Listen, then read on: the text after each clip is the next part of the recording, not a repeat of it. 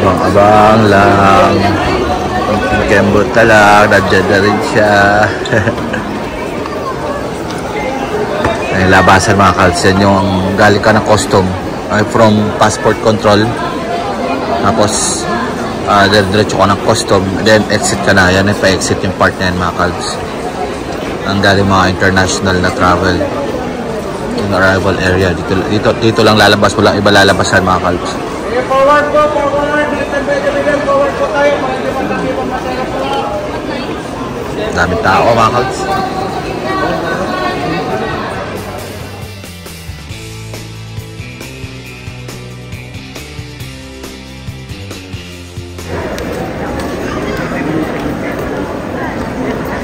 Kanina nasa may ano na siya mga kalts, pick up ng mga baggage. So ngayon palabas na yun. Iyalag. Excited ng kalbo putik. Tagal na panahon mga kalts, halos 10 taon. Hindi lang kami magkikita. Almost. Ito natin sa mga kalts. Kunti na lang. Darating din siya.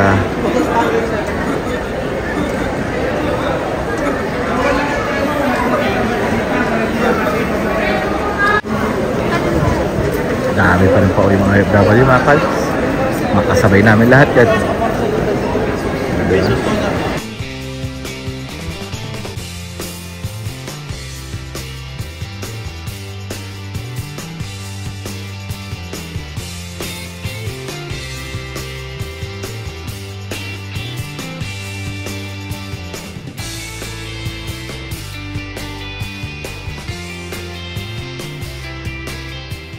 An hour later.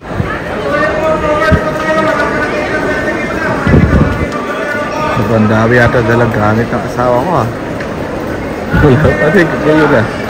Iniipon niya pa siguro yung mga bagahe niya. Wala sayang, hindi ko siya masamaan sa loob Lumabas ka kasi, hindi ka na pwede bumalik sa loob mga kalts So tiis lang tayo dito, antay lang tayo. Pushcart naman na yun sigurado.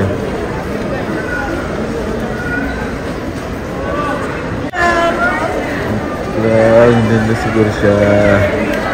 Yung batch na to na. Ito na yung batch siya.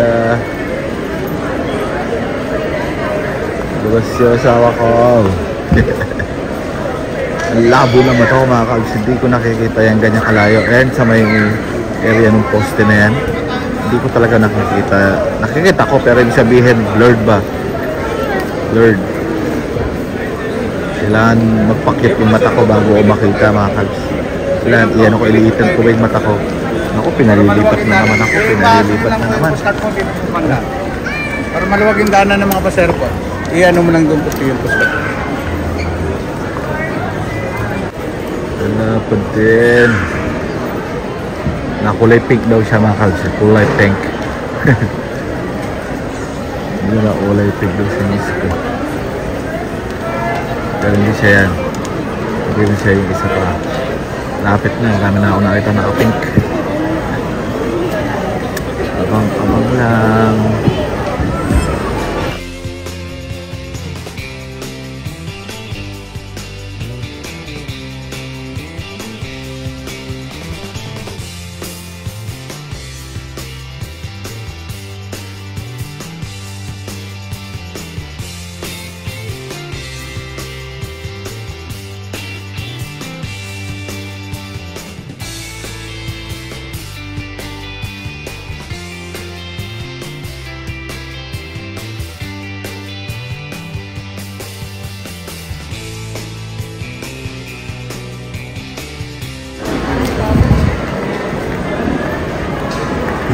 May mga nakikita na akong lumalabas galing Qatar mga kalts.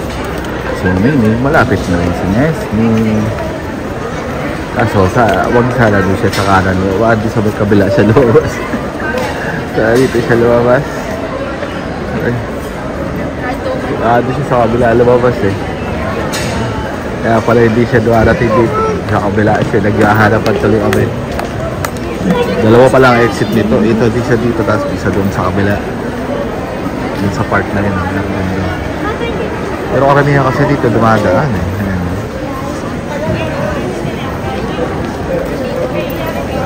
So, dito siya dumaan. Ang late po kasi mga kalsi. Pag may dumadaan, natatakpan na ako.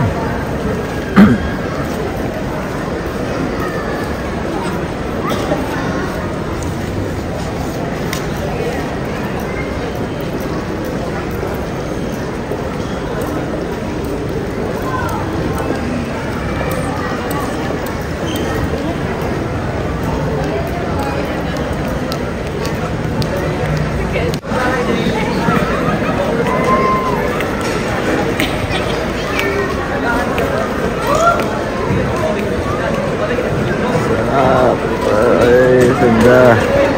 Miss Maas ha. Sarap na sinasalubong din ng pamilya.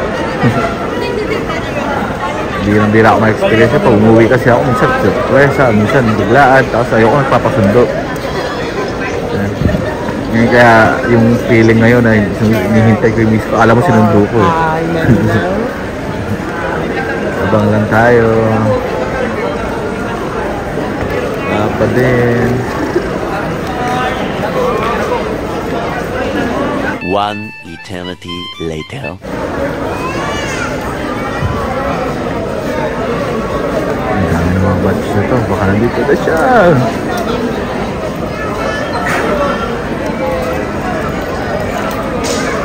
Saan ka na?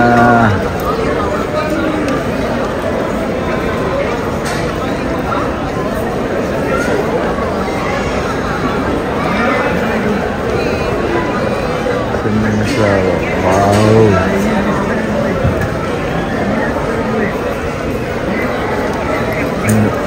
Pusing mata ko, baka gusto ko na nakikita na lago na. Yung mga sundo po, kumilip po tayo dito banda po. Gilid lang po, gilid lang po.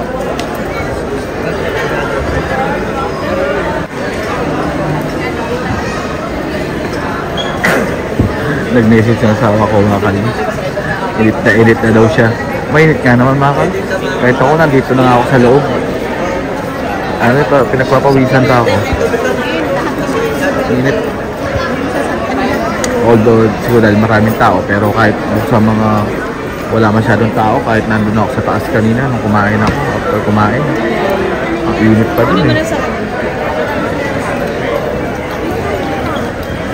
Ay, bangers pa din tayo.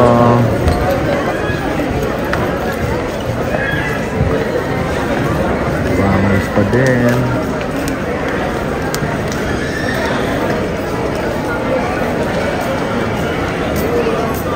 End of flashback.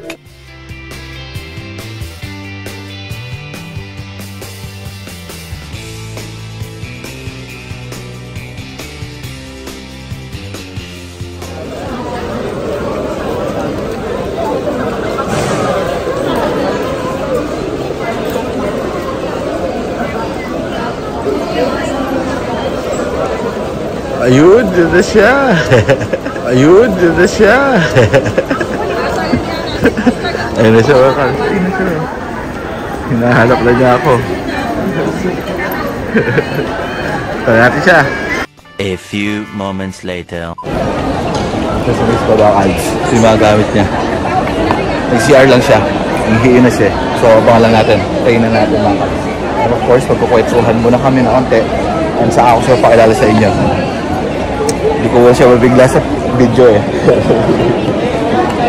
Yeah. Sulitin muna namin mag-usap kami. Hintay lang natin mga kals. Dami yung talang gamit. Yeah, may backbag pa siya. Ang tatlong maleta. Grabe din. Hirap kaya magbitbit ng kanyang kadami. Ayusin mo yung gamit pala. Sumasamahin ko na lang mga kalbs. One eternity later.